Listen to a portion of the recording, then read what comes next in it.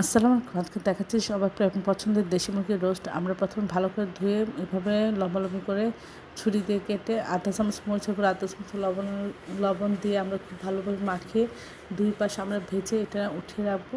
তারপর আমরা একটা পেস্ট তৈরি করব। এক বাটি দিয়ে দিব পেঁয়াজ এবং অল্প পরিমাণ দিয়ে দিব হচ্ছে কাঁচামরিচ।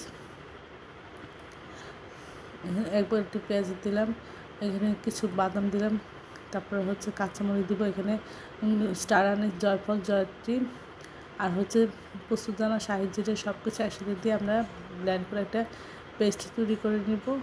আর এখানে কিছু কাঁচামরিচ দিয়ে দিলাম, দিয়ে একসাথে ব্লেন্ড করে আমরা রেখে দেব। তারপরে আমরা তেলের মধ্যে দিলাম হচ্ছে কিছু পেঁয়াজ দিয়ে সাইড করে রেখেছে।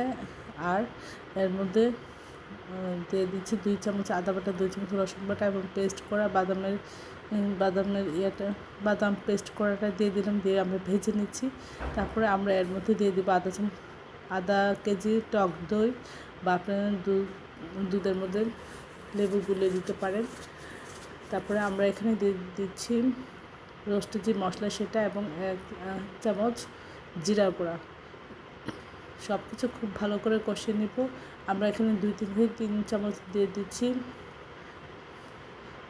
Tomato sauce. তারপরে রোস্টের পিসগুলি দিয়ে আমরা খুব ভালো করে কিছুক্ষণ কষিয়ে নিয়ে এর মধ্যে আপনারা কিছু দুধ বা গুঁড়া দুধ গুলিয়ে দিতে পারেন। তারপরে এটা আস্তে আস্তে জাল করে নেবেন।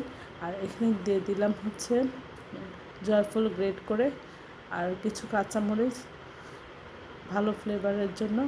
আর এখানে কয়েক চামচ গুঁড়া দুধ দিয়ে এভাবে মিশিয়ে দিচ্ছি। আস্তে আস্তে এটা এভাবে জাল করে নামিয়ে পরিবেশন করতে হবে। এটা খেতে অসাধারণ হয়েছিল।